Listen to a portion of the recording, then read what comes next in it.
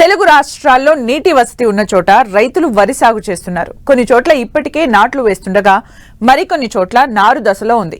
అయితే ఈ సీజన్లో అధికంగా కాండం తొలుచు పురుగు ఆశించి తీవ్రంగా నష్టపరుస్తుంది. దీని నివారణకు సస్యరక్షణ చర్యల గురించి తెలియజేస్తున్నారు వరంగల్ ప్రాంతీయ వ్యవసాయ పరిశోధనా స్థానం శాస్త్రవేత్త ఆర్ శ్రవణ్ కుమార్.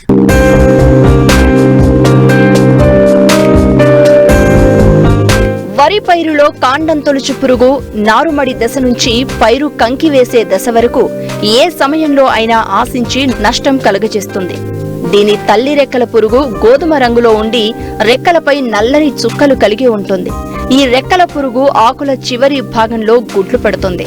ఈ గుడ్లపై తన రెక్కల నూగును కప్పి ఉంచుతుంది. 5 నుంచి 9 రోజుల్లో ఈ గుడ్ల నుంచి పిల్ల పురుగులు బయటకు వచ్చి మొక్కల మొదళ్లకు చేరి లేత కాండాలకు రంధ్రాలు చేసి లోపలి కణజాలాన్ని కొరికి తినేసి తీవ్ర నష్టం కలుగజేస్తూ ఉంటాయి. ఈ పురుగును సకాలంలో నివారించకపోతే 20 నుంచి 30% దిగుబడులను రైతులు నష్టపోవాల్సి వస్తుందంటూ దీని నివారణకు చేపట్టాల్సిన జాగ్రత్తలను తెలియజేస్తున్నారు వరంగల్ ప్రాంతీయ వ్యవసాయ పరిశోధనా స్థానం శాస్త్రవేత్త ఆర్ శ్రవణ్ కుమార్. రబీ సీజన్లో మన రైతాంగం ఎదుర్కొనే సమస్యలు చూసినట్లయితే ముఖ్యంగా జింకు లోపము కానీ అట్లాగే కొన్ని రకాల పురుగులు, కాండం తొలుచు పురుగు, అట్లాగే సుడిదోమ, కొన్ని చోట్ల మనకి ఆకుముడత లాంటి పురుగులు ఆశించి నష్టం చేయడం మనం గమనించవచ్చు. మనకి ప్రధానంగా ఆశించే పురుగులు చూసినట్లయితే కాండం తొలుచు పురుగు అనేది రబీ సీజన్లో మనకి ఎక్కువగా ఆశించి వరి పంటను నాశనం చేయడం మనం గమనించవచ్చు. ముఖ్యంగా ఈ యొక్క కాండం తొలుచు పురుగు అనేది ఈ యొక్క లెపిడాప్టర్ చెందిన పురుగు. అట్లాగే మనకి ఖరీఫ్ సీజన్లో మనకి కొద్దిగా తక్కువగా ఆశిస్తుంది, కానీ రబీ సీజన్లో మనకి ఎక్కువగా ఆశించి మనకు నష్టం చేయడం గమనించవచ్చు. రబీ సీజన్లో కానీ అట్లాగే ఖరీఫ్ సీజన్లో కానీ మనకి నారుమడి దశలో ఆశిస్తుంది, అట్లాగే ప్రధాన పొలంలో కూడా ఆశించి నష్టం చేస్తుంది. నారుమడి దశలో ఆశించినట్లయితే మొక్కలు మొత్తం చనిపోవడం మనం గమనించవచ్చు. అట్లాగే ప్రధాన పొలంలో మనకి పిలక దశలు అట్లాగే చిరుపట్టు దశలో ఆశించడం మనం గమనించవచ్చు. పిలక దశలో ఆశించినట్లయితే మనకి మొవ్వు చనిపోవడం జరుగుతుంది. అట్లాగే చిరుపట్టు దశలో ఆశించినట్లయితే మనకి కంకిలో గింజలు ఏర్పడక తాలు గింజలుగా మారి ఎండిపోవడం అనేది జరుగుతుంది. ఈ చనిపోయిన మొవ్వులను కానీ తెల్ల కంకిని కానీ మనం పీకినట్లయితే మనకి చేతికి తేలికగా ఊడి వస్తుంది. తల్లి రెక్కల పురుగు పెట్టిన గుడ్లను బట్టి ఇది ఆశించిందని చెప్పవచ్చు. అట్లాగే రెక్కల పురుగులు ఎగురుతూ మనకి గమనిస్తాయి. పసుపు రంగులో కానీ, ఎండిన గడ్డి రంగులో కానీ, ముదురు గోధుమ రంగులో కానీ ఉంటాయి. ఈ యొక్క తల్లి రెక్కల పురుగులు మనకి నారు కొన మీద కానీ లేకపోతే ఆకు కొన మీద చివరిలో మనకి గుడ్లను సముదాయాలకు పెట్టి మనకి గోధుమ రంగు వెంట్రుకలతో కప్పివేయడం జరుగుతుంది. వీటి నుంచి వెలువడిన లార్వా పురుగులు తొలి దశలో ఆకులపై ఉన్న పత్రహత్యాన్ని తిని తర్వాత కాండంను తొలుచుకొని లోపలికి వెళ్ళి మనకి లోపలి పదార్థాన్ని తినడం జరుగుతుంది. దీనివల్ల మనకి పంటకు నష్టం కలుగుతుంది. ఇది చాలా మనకి రబీ సీజన్లో ఎక్కువగా నష్టం చేస్తుంది కాబట్టి మనకి సరైన సమయంలో సస్యరక్షణ చర్యలు తీసుకోవాలి. పంట వేసుకునే ముందు లోతు దుక్కులు చేసుకున్నట్లయితే భూమి లోపల ఉండే కోశస్థ దశలో ఉన్న పురుగులు మనకి నివారించబడతాయి. అట్లాగే మనము నారు వేసేటప్పుడు నారు కొనలు తుంచి మనం నాటుకున్నట్లయితే ప్రధాన పొలంలోకి రాకుండా మనం అరికట్టవచ్చు. అట్లాగే నారుమడిలో మనము కొన్ని సస్యరక్షణ చర్యలు తీసుకున్నట్లయితే ప్రధాన పొలంలో వీటి యొక్క తీవ్రత ఎక్కువగా లేకుండా చూసుకోవచ్చు. 5 సెంట్ల నారుమడికి మనము ఒక 800 గ్రాముల కార్బోఫ్యూరాన్ గుళికలు విత్తుకున్న తర్వాత 10 రోజులకు కానీ లేదా వారం రోజుల ముందు కానీ మనం గుళికలు వేసుకున్నట్లయితే ఈ యొక్క కాండం తొలుచు పురుగును మనము నివారించవచ్చు. అట్లాగే ప్రధాన పొలంలో చూసినట్లయితే ముఖ్యంగా ఒక చదరపు మీటర్కి ఒక గుడ్ల సముదాయం కానీ, ఒక తల్లి రెక్కల పురుగు కానీ, అట్లాగే 10% చనిపోయిన మొవ్వులను గమనించినట్లయితే మనం రసాయనిక మందుల ద్వారా మనం దీన్ని అరికట్టాలి. వీటికి ముఖ్యంగా మనకి పిలక దశలో అయితే కార్బోఫ్యూరాన్ 3G గుళికలు ఎకరానికి 10 కిలోలు కానీ, లేదన్నట్లయితే కార్టాపైడోక్లోరైడ్ గుళికలు ఎకరానికి 8 కిలోలు, లేనట్లయితే క్లోరంటర్ నిలిపురు అనే గుళికలు ఎకరానికి 4 కిలోలు మనము పిలక దశలో వేసుకున్నట్లయితే పిలక దశలో ఆశించే కాండం తొలుచు పురుగు మనం నివారించవచ్చు. అట్లాగే చిరుపట్టు దశలో అయితే కార్టాపైడోక్లోరైడ్ అయితే 1 లీటర్కి 2 గ్రాములు, అట్లాగే క్లోరంటర్ నిలిపురోల్ 0.3 మిల్లీలీటర్ లీటర్ నీటికి కలుపుకొని మనం పిచికారీ చేసుకోవాలి. అట్లాగే రసాయనేతర పద్ధతులు చూసినట్లయితే ముఖ్యంగా మనకి ఈ యొక్క లింగాకర్ష బుట్టలు పెట్టడం ద్వారా దీని ఒక రకంగా దీని ఉనికిని కానీ ఉధృతిని గమనించవచ్చు. దీనికోసం ఎకరానికి 4 లింగాకర్ష బుట్టలు పెట్టాలి. లేనట్లయితే మనం ఈ యొక్క పురుగు ఉధృతి తగ్గించడానికైతే ఒక ఎకరానికి 8 నుంచి 10 లింగాకర్ష బుట్టలు పెట్టినట్లయితే కాండం తొలుచు పురుగును మనము నివారించవచ్చు. గుళిక మందులు చల్లేటప్పుడు మనం పొలంలో పలచగా నీరు ఉంచాలి. అట్లాగే పొలంలోకి ప్రత్యేకంగా ఎక్కువ నీరు రాకుండా, అట్లాగే పొలంలో ఉన్న నీరు పోకుండా తగిన జాగ్రత్తలు తీసుకున్నట్లయితే మనం వేసుకున్న గుళికలు సమర్థవంతంగా పనిచేసి కాండం తొలుచు పురుగు మనకి సరిగ్గా నివారణ అవుతుంది.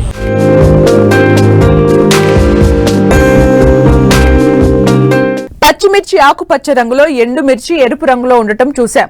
కానీ పసుపు రంగులో ఎండు మిరపను చూశారా? ఏలూరు జిల్లా మారేడుబాక గ్రామానికి చెందిన రైతు కృష్ణ పసుపు రంగు మిర్చిని సాగు చేస్తున్నాడు. ప్రయోగాత్మకంగా ఎకరంలో సాగు చేయగా 20 నుంచి 25 క్వింటాళ్ల దిగుబడి వచ్చే అవకాశం ఉందంటున్నాడు. ఔషధ గుణాలు ఉన్న ఈ మిర్చి కొనుగోలుకు వ్యాపారులు పోటీ పడుతుండటంతో అధిక ధర పలుకుతోంది.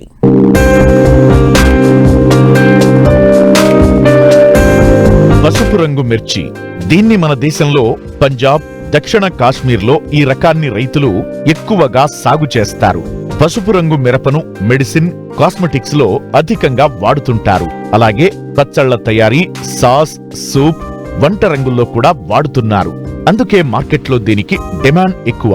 సాధారణంగా మిరపకాయలు ఆకుపచ్చ రంగులో ఉండి పండిన తరువాత ఎరుపు రంగుకు మారతాయి. ప్రస్తుతం పసుపు రంగులో ఉండే కొత్త రకం మిరప పిందెగా ఉన్నప్పుడు తెల్లగాను, పెరిగే దశలో నల్లగాను, పంట చేతికి వచ్చాక పచ్చగా రంగు మారుతుంది. ఈ రకాన్ని తెలుగు రాష్ట్రాల్లో అక్కడక్కడా పండిస్తున్నారు. సాధారణ మిర్చితో పోల్చితే అధిక ధరలు దక్కుతుండటంతో దీనిపై ఆసక్తి చూపుతున్నారు. ఈ కోవలోనే ఏలూరు జిల్లా కుక్కునూరు మండలం మరేడుబాక గ్రామానికి చెందిన రైతు రింగారెడ్డి కృష్ణ ఎకరంలో ప్రయోగాత్మకంగా ఎల్లో గోల్డ్ రకం మిరపను సాగు చేశారు.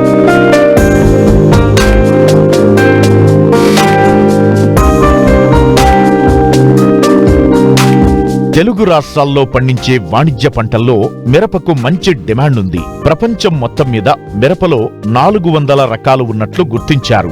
ముఖ్యంగా తేజ, లావు, చపాటాలు, బాడిగా, కడ్డీ వంటి మిరప రకాలకు మంచి డిమాండ్ ఉంటుంది. అయితే 2 ఏళ్లుగా మిరపకు నల్లతామర పురుగు ఆశించి తీవ్ర నష్టం కలగజేస్తోంది. దిగుబడులు గణనీయంగా తగ్గి రైతులకు నష్టాలు మిగులుతున్నాయి. ఈ నేపథ్యంలో వారికి పసుపు రంగు మిర్చి ఒక వరంలా దొరికింది. ఈ రకం మిరపకు నల్లతామర పురుగు ఉధృతి పెద్దగా లేకపోవడం, దిగుబడి కూడా అధికంగా వస్తుండటం, అలాగే మార్కెట్లో కూడా అధిక ధర పలుకుతుండటంతో రైతు కృష్ణ ప్రయోగాత్మకంగా సాగు చేపట్టారు. ప్రస్తుతం దిగుబడులు వస్తున్నాయి. పాత రకాలతో పోల్చితే అధిక లాభాలు వస్తాయని ఆశాభావం వ్యక్తం చేస్తున్నారు. నేను గత 10 సంవత్సరాల నుంచి మిర్చి సాగు చేస్తున్నా. సన్నాలు వేయటం మేము అవి రేటు అంతగా లేకపోవడం చూసి ఈ యూట్యూబ్లో ఈ పసుపు విత్తనాల గురించి చూశారు 2-3 సార్లు. ఆ కంపెనీ వారికి ఫోన్ చేసి, కంపెనీ వారు యూనివెజ్ కంపెనీ, అది నారింగా ఎల్లో గోల్డ్ మిర్చిని కొనుగోలు చేశాం. అక్కడ గింజలు వచ్చేసరికి 10 ప్యాకెట్లు 10,000. ఆ గింజలు తెచ్చి నారుమడి మీద పెట్టి 40 రోజుల తర్వాత ప్రధాన పొలంలో నాటడం జరిగింది. ఈ ప్రధాన పొలం నాటేటప్పుడు ముందుగా ఈ నారుకుళ్ళు ఇట్లా వస్తుందని చెప్పేసి కింద భూమిలో గులకలేయటం, తర్వాత ఈ రెడామిల్ గోల్డ్ పట్టేసి ప్రధాన పొలంలో నాటాం. నాటిన 90 రోజులు నుంచి కాపు రావడం జరిగింది. ముందుగా కాపుకు వచ్చినప్పుడు కాన్ఫిడార్ కానీ, సూపర్ కాన్ఫిడార్ కానీ, దీనికి ఎక్కువ తెగుళ్ళు వస్తాయి. అగ్రోమిన్ మ్యాక్స్ కానీ, తర్వాత కస్టోడియా, నాటివ్, అమిస్టర్ అలాంటి మందులు స్ప్రే చేసి ప్రధాన పొలంలో పూతకొచ్చేసరికి ఈ ముందు ఈ కాయ వైట్గా వస్తుంది, తెల్లమిర్చిలాగా వస్తుంది. తర్వాత తెల్లమిర్చి వచ్చిన 15-20 రోజుల తర్వాత బ్లాక్గా మారి, బ్లాక్ వచ్చిన 5 రోజుల తర్వాత 10 రోజుల తర్వాత ఎల్లోగా రావడం జరిగింది. ఇప్పుడు ప్రధాన పొలంలో మేము 4-5 క్వింటాల మిరపకాయలు కొయ్యడం జరిగింది. ఇంతకుముందు సంవత్సరం ఒక 2020లో చూసాను. దీన్ని చూసినప్పుడు మార్కెట్ గుంటూరులో కానీ, ఆ పైన మార్కెట్ హుబ్లీ మార్కెట్లో కానీ ₹1,00,000 పలికింది. 2021లో 64,000 అమ్మింది. 2022లో 40,000 అమ్మింది. ప్రస్తుతం ఇప్పుడు 25,000గా కొనసాగుతుంది. కానీ వాళ్ళు చెప్పిన ప్రకారం 20 క్వింటాలు అన్నారు, కానీ 25 క్వింటాలు 30 క్వింటాలు వచ్చే అవకాశం ఉంది. ఇది కొంచెం బెట్ట పరిస్థితుల వల్ల కొంచెం ఒక 2-3 క్వింటాలు దిగుబడి తగ్గే అవకాశం ఉంది. ఇది ఎకరానికి 8,000 మొక్క నాటడం జరిగింది.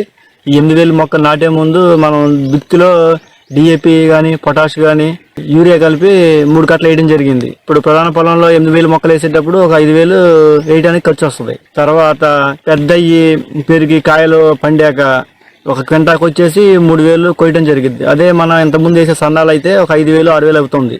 కానీ ఇప్పుడు ఈ ఎల్లో మిర్చి కొయ్యడానికి కూడా సులువుగా ఉంది. ఇంతకుముందు మార్కెట్లలో ఇది అధిక ధరకు పలకటం వల్ల చూసి నేను సాగు చేయడం జరిగింది.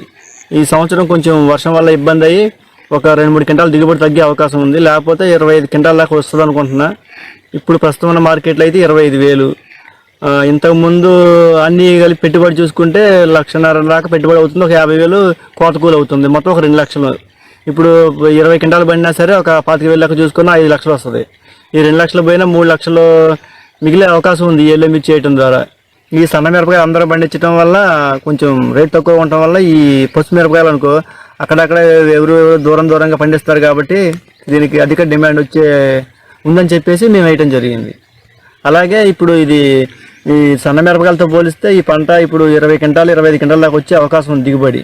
ఇప్పుడు మనకి పండే తేజ మిరపకాయలు కానీ నెంబర్ 5 మిరపకాయలు కానీ తర్వాత ఈ బాడికలు కానీ మన దేశీయ అవసరాల కోసం, తర్వాత ఈ పెయింట్ కోసం, తర్వాత ఈ ఆయిల్ తీయటం కోసం ఉపయోగిస్తారు. అదే ఈ ఎల్లో మిరపకాయలు అయితే మెడిసిన్స్ కానీ కాస్మెటిక్స్ కానీ ఉపయోగిస్తారని యూనివెజ్ కంపెనీ వారు మాకు చెప్పడం జరిగింది. ఈ మెడిసిన్స్కి తర్వాత ఈ కాస్మెటిక్స్కి రేరుగా ఉపయోగించడం వల్ల ఈ మిర్చికి అధిక డిమాండ్ ఉంటుందని చెప్పేసి మేము వేయడం జరిగింది. ఇప్పుడు ఈ నారింగ ఎల్లో గోల్డ్ మిర్చిలో ఉన్న గొప్పతనం ఏంటంటే ఇంతకుముందు మనం వేసే ఇప్పుడు తేజ రకాలు కానీ ఈ నెంబర్ 5 రకాలు కానీ ఈ కడ్డీ బాడిగా తర్వాత ఈ 6-3 రకాలు కానీ తర్వాత 444 రకాలు కానీ ఈ 3-4 సంవత్సరాలు బట్టి విపరీతమైన ఎర్రనల్లి తామర పురుగుల వల్ల డ్యామేజ్ అయిపోయే తోటలన్నీ అసలు కాయట్ల. అదే ఇప్పుడు ఈ నారింగ ఎల్లో గోల్డ్ పసుపు మిరపకాయల్లో నల్లి ప్రభావం కానీ తామర పురుగు ప్రభావం కానీ అసలు ఎలాంటిది లేదు. అందుకని ఇది అందరూ ఎవరైనా వేసుకోవచ్చు. ప్రతికూల పరిస్థితుల్లో కొంత దిగుబడులు తగ్గినా ఎకరాకు 20 నుంచి 25 క్వింటాళ్ల వరకు రావచ్చని రైతులు ఆశిస్తున్నారు. ఎర్రమిర్చితో పోల్చుకుంటే పురుగు మందుల రూపంలో ఎకరాకు 30,000కు పైగా ఖర్చు తగ్గుతుంది. ప్రస్తుతం మిర్చి యార్డులో క్వింటా 30,000 పైనే ధర పలుకుతోంది. అంటే ఎకరాకు సరాసరి 20 క్వింటాళ్ల దిగుబడి వచ్చినా 5 లక్షల ఆదాయం పొందే అవకాశముంటుంది. అందుకే వచ్చే ఏడాది ఈ రకం సాగు విస్తరించే అవకాశముందని రైతు కృష్ణ చెబుతున్నారు.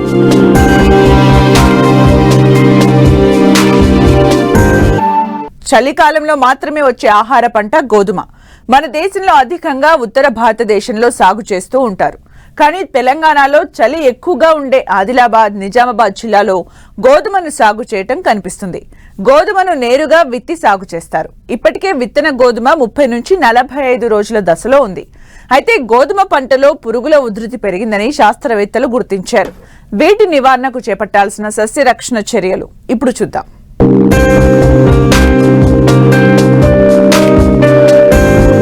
తెలంగాణ రాష్ట్రంలో గోధుమ పంటను సాగు చేసే రైతులు చాలా తక్కువ. ఈ పంట చల్లటి వాతావరణంలో పెరిగి అధిక దిగుబడి వస్తుంది. దీనిలో ప్రోటీన్లు మరియు పీచు పదార్థాలు అధికంగా ఉండడం వలన ఆరోగ్యపరంగా అధిక ప్రాధాన్యతను సంతరించుకుంది. ఇప్పుడు ఈ గోధుమ పంట మెదక్, ఆదిలాబాద్, నిజామాబాద్ జిల్లాల్లోని కొన్ని ప్రాంతాల్లో రైతులు సాగు చేస్తున్నారు. సాధారణంగా గోధుమను అక్టోబర్ 15 నుంచి నవంబర్ చివరి వరకు విత్తుకున్నారు. ఆదిలాబాద్ జిల్లాలో వేసిన గోధుమ 30 నుండి 45 రోజుల దశలో ఉంది. అయితే వాతావరణ పరిస్థితుల కారణంగా గోధుమ పంటలో పురుగుల ఉధృతి పెరిగింది. వీటి నివారణకు చేపట్టాల్సిన సమగ్ర సస్యరక్షణ చర్యల గురించి ఆదిలాబాద్ కృషి విజ్ఞాన కేంద్రం శాస్త్రవేత్త రాజశేఖర్ రైతులకు తెలియచేస్తున్నారు. గోధుమ పంటల్లో మరి కీటకాల విషయానికి వస్తే ముఖ్యంగా ప్రధానమైంది మన ఆదిలాబాద్ జిల్లాలో గత కొన్ని సంవత్సరాలుగా చూస్తుంది ఈ యొక్క కాండపు తొలుచు పురుగు. దాన్ని మోగి పురుగు కూడా అంటాము. సాధారణంగా వరిలో లాగానే మధ్యలో మోగి అనేది చనిపోవడం జరుగుతుంది. అది మోగిని పీకిన వెంటనే సులువుగా బయటకు రావడము, తద్వారా ఎక్కడి నుంచి అయితే బయటకు వస్తుందో అక్కడ చిన్నటి రంధ్రం ఉండడము. ఈ లక్షణాల ద్వారా ఆ మోగి పురుగు యొక్క నష్టపరిచే విధానాన్ని గుర్తించాలి. మరి ముఖ్యంగా ఈ యొక్క మోగి పురుగు నివారణకి 50 నుంచి 60 రోజుల దశలో క్లోరాంథ్రిప్రోల్ అనే మందు 0.3 మిల్లీలీటర్లు లేదా క్లోరోపైరిపాస్ 20 EC 2.5 మిల్లీలీటరు లీటర్ నీటికి కలుపుకొని పిచికారీ చేసుకుంటే ఈ కాండపు తొలుచు పురుగు లేదా మోగి పురుగుని కూడా నివారించుకోవచ్చు. ఇకపోతే మరి చెదలు కూడా అప్పుడప్పుడు ఈ గోధుమ పంటను నష్టపరుస్తూ ఉంటాయి. ముఖ్యంగా ఆదిలాబాద్ జిల్లాలో నల్లరేగడి భూములైనా కూడా అక్కడక్కడ కొంత ఎర్రటి భూముల్లో కూడా ఎర్రచెలక భూముల్లో కూడా మరి గోధుమ పంటను రైతులు పండిస్తూ ఉంటారు. ముఖ్యంగా ఈ ఎర్రచెలక భూముల్లో ఈ యొక్క చెదలు అనేది ఆశిస్తూ ఉంటాయి. కాబట్టి మందుల కంటే ముందు ఈ చెద పుట్టలను కుల్లగొట్టి నివారించుకోవడం, అదేవిధంగా రాణి ఈగను కూడా గుర్తించి అది లోపల 2-3 ఫీట్ లోపట్ల ఉంటుంది కాబట్టి ఒక రోజుకి 50,000 పిల్లలు పెడుతుంది. కాబట్టి రాణి ఈగను కూడా గుర్తించినట్లయితే తద్వారా ఆ ప్రాంతంలో ఈ యొక్క చెదల్ని కూడా నివారించుకోవచ్చు. సరే, ప్రస్తుతానికి చెదల నివారణకి ముఖ్యంగా ఈ క్లోరోపైరిపాస్ 50 EC అనే మందుని 2.5 నుంచి 3 మిల్లీలీటర్ నీటికి కలుపుకొని మొక్క మొదట్లో పిచికారీ చేసుకున్నట్లయితే ఆ మందు వాటిపైన పడి అవి చనిపోయే అవకాశం ఉంటుంది. ఇదే కాకుండా ఫిప్రోనిల్ ప్లస్ ఇమిడాక్లోప్రిడ్ అనే మందు లిసెంటా రూపంలో దొరుకుతుంది. అది కూడా 1 గ్రాము లీటర్ నీటికి కలుపుకొని ఆ వేర్ల దగ్గర ఉండే భూమిలో ఉండే ఈ చెదలపైన పిచికారీ చేసుకున్నట్లయితే ఆ చెదల్ని సమర్థవంతంగా నియంత్రించవచ్చు. ఇకపోతే కాండపీయ కూడా ఉధృతి ఆదిలాబాద్ జిల్లాలో కొంత తక్కువగా ఉన్నా కూడా జొన్నలో లాగానే ఈ కాండపీయ కూడా గోధుమలో అప్పుడప్పుడు ఆశించే అవకాశం ఉంటుంది. కాబట్టి ఇది చిన్నగా ఈగ జాతికి చెందింది, దోమ సైజులో ఉంటుంది. కాబట్టి ముఖ్యంగా ఇది కూడా గుండు సూది రంధ్రం లాంటిది చేయడం అనేది జరుగుతూ ఉంటుంది.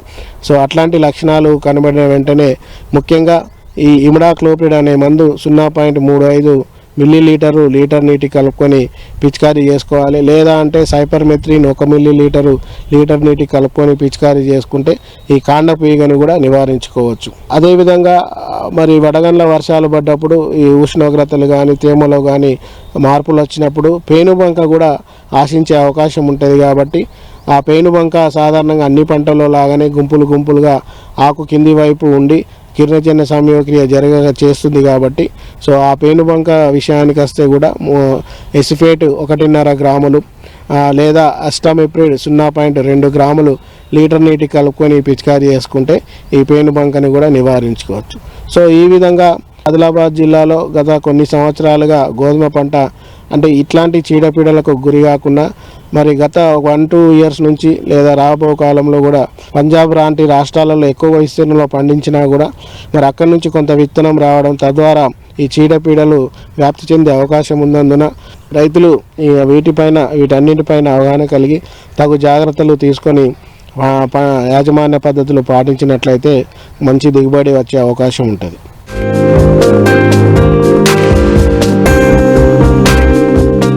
వ్యవసాయం అంటేనే నేటి తరం ఆమడ దూరంలో ఉంటుంది. హైటెక్ చదువులు, అద్దాల మేడలు, నెలకు 5 అంకెల జీతం, ఇలా నేటి యువత జీవితాన్ని సాఫీగా గడిపేస్తుంది. ఇలాంటి తరంలో హైదరాబాద్కు చెందిన 2 స్నేహితులు సొంతంగా స్వయం ఉపాధి ఏర్పరచుకుని ఎదగాలని పరితపించారు. ఇందుకోసం కొర్రమీను చేపల పెంపకాన్ని ఎంచుకున్నారు. ఇప్పటికే చాలా మంది కొర్రమీను పెంపకం చేపట్టి చేతులు కాల్చుకున్నారు. మరి వీటి పెంపకం చేపట్టిన వీరు ఎలా సక్సెస్ అయ్యారో తెలియాలంటే ఈ స్టోరీ చూడాల్సిందే.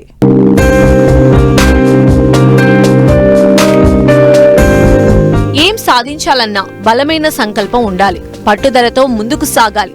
అలాంటి వాళ్ళు విజయాలు సాధిస్తారు. ఇలాంటి ఎన్నో కథలు మనం వింటూ ఉంటాం. అలాంటి కోవలోకి వచ్చేదే హైదరాబాద్ కు చెందిన మహమ్మద్ సిద్దిక్, మహమ్మద్ ముజఫర్ అనే 2 యువకుల కథ కూడా.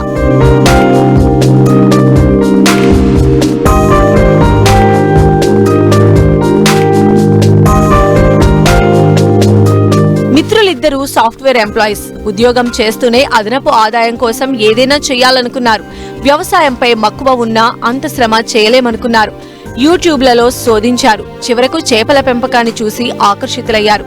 అంతే, కొర్రమీను చేపల పెంపకం చేపట్టాలని అనుకున్నారు. గత ఏడాది మెదక్ జిల్లా కొండాపూర్ మండలం కోనాపూర్ గ్రామంలో 2 ఎకరాల చెరువును లీజుకు తీసుకుని కొర్రమీను పిల్లలను వదిలి పెంపకం చేపట్టారు.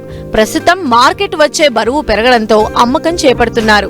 దాదాపు ఒక 1 ఇయర్ బ్యాక్ మేము ఆలోచించినాం ఇట్లా చేపల చెరువుది ఏదో సైడ్గా చేద్దామని చెప్పి. తర్వాత 2 ప్లాన్ చేసుకొని లీజ్కి చూద్దాం ల్యాండ్స్ ఎక్కడెక్కడ ఉన్నాయని చెప్పి బయలుదేరి చూస్తే ఇక్కడ ఈ ఊరు పేరు కోనాపూర్ అనమాట. సో కోనాపూర్లో మాకు లీజ్ మీద దాదాపు ఈ పాండ్ వచ్చేసి 2 ఎకరాలు అనమాట. సో మాకు బాగా నచ్చింది. దీనిలో కొర్రమీను చేపలు వదులుదాము, దాన్ని ఫార్మింగ్ చేద్దామని చెప్పి ఆలోచించినాము. మొత్తం అన్ని ప్లానింగ్ సెట్ అయినాక సీడ్స్ గురించి తెలుసుకుందామని చెప్పి వెళ్ళినాము. మాకు తెలిసిన వాళ్ళు ఉన్నారనమాట. సాయి షణ్ముఖ్ అని చెప్పి మా ముజఫర్ వాళ్ళ క్లోజ్ ఫ్రెండ్ సైనాథ్. సో అతని దగ్గర సీడ్స్ దొరుకుతుంది అని చెప్పి తెలుసుకున్నాము. ఇక అతను కూడా మంచిగా హెల్ప్ చేశారనమాట. ఇంకా అన్నీ అయిపోయినాక ఇక సీడ్స్ వదలక ముందు, చేపలు వదలక ముందు అన్నీ రిపేర్ చేసుకోవాలి కదా. సో ఈ పైన మొత్తం ఏమో ఇవాళ వేయాల్సింది బయోసెక్యూరిటీ కోసం, ఏం కొంగలు రాకుండా లేదా ఏ బర్డ్స్ రాకుండా చూసుకోనికి. సో అది మొత్తం అయిపోయినాక నీళ్ళు నింపినాక మన సాయి గారి దగ్గర నుంచి సీడ్స్ తీసుకొచ్చి వదిలామన్నమాట. మే ఎండింగ్లో అట్లా సీడ్స్ వదిలినాము. మేము దాదాపు 11,000 పిల్లలు వదిలినాం అనమాట. ఇక తర్వాత ఏమో వాళ్ళకి ఫీడ్ అనేది మేము చాలా హై క్వాలిటీ ఫీడ్ వాడతాము. సో దాదాపు ఇప్పుడు వేసి మేము 7 months అవుతుంది. మధ్యలో టెస్టింగ్ చేపిస్తే మాకు తెలిసిందనమాట, బాగానే వచ్చింది సైజ్. అప్పట్లో ఒక 2 months 3 monthsలో సైజ్ కూడా మంచిగా వచ్చింది, ఫీడ్ కూడా మంచిగా తింటుండే. 7 monthsలో ఫీడ్ అయితే దాదాపు ఒక 8 tons తిందా అనమాట మొత్తం చేపలు. ఇక తర్వాత టైం దగ్గర వచ్చింది కదా, చేపకి మంచిగా వెయిట్ వచ్చి ఉంటుందని చెప్పి తీద్దాం మొదలు పెట్టినాము. ఇప్పుడు లాస్ట్ ఒక 1 week నుంచి ప్లానింగ్స్ నడుస్తున్నాయి తీద్దామని చెప్పి. ఒక 3-4 days నుంచి తీస్తున్నాం అనమాట. ఇప్పటి వరకు 3 tons తీసినాం అనమాట. ఈరోజు దగ్గర ఒక టన్ తీసినాము.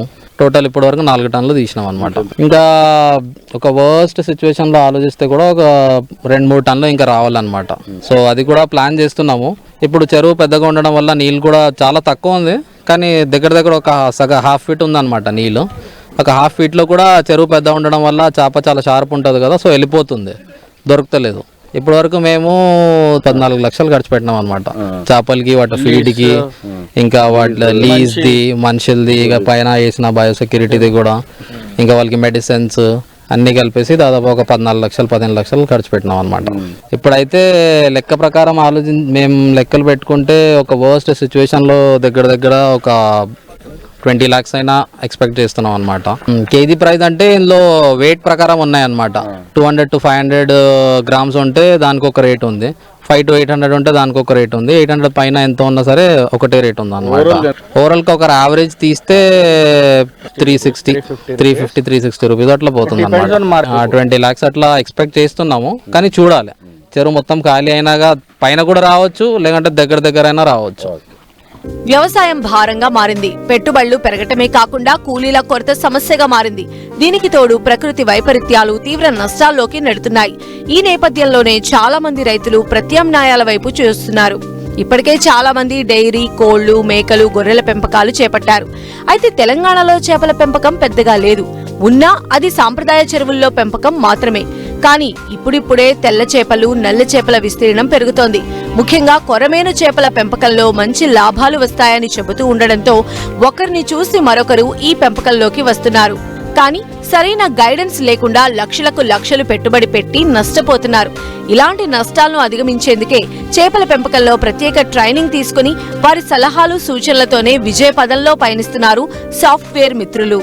మనకి షాద్నగర్లో కొరమీను హ్యాచరీ అనేది ఉంది కాబట్టి అక్కడ నుంచి రైతుకి అందజేసిన పిల్ల అనేది ఇప్పుడు మార్కెట్లోకి వచ్చి హార్వెస్టింగ్ అనేది అయింది కాబట్టి మార్కెట్లోకి వెళ్తుందండి. ప్రస్తుతం ఉన్న పరిస్థితిలో కొరమీను రైతులందరూ నష్టపోతున్నారు అని చెప్తున్నారు కాబట్టి కరెక్ట్ సూచనలు, సలహాలు ఆక్వాకల్చర్ కన్సల్టెంట్ ద్వారా తీసుకున్నట్టయితే సక్సెస్ అనేది పొందే అవకాశాలు ఉంటాయి. ఇప్పుడు ప్రస్తుతానికి మనకి ఎవరైతే రైతు ఇప్పటివరకు 5 టన్నులు అమ్మారో మార్కెట్ ధరకి గాను 360 రూపీస్, 700 గ్రాముల నుంచి పైన కేజీ పైన ఉన్న చేపలకు గాను 360 రూపీస్ లభించే అవకాశం ఉంది. అది కూడా ఫామ్ గేట్ ప్రైస్ అండి. ఫార్మర్ దగ్గర ఫామ్కి వచ్చి తీసుకెళ్తున్నారు కాబట్టి 360 రూపీస్ వస్తుంది. తగిన 500 పైన ఉన్న చేపలు 500 గ్రాముల నుంచి 700 గ్రాములు ఉన్న చేపలకు గాను 280 నుంచి 290 రూపీస్ ధర వచ్చే అవకాశం ఉంది. సో నా సలహాలు ఏమంటే విన్నింగ్ ఫిన్స్ కంపెనీ అనేది కొరమీన్లో గాను ట్రైనింగ్ అనేది ఏర్పాటు చేస్తుంది.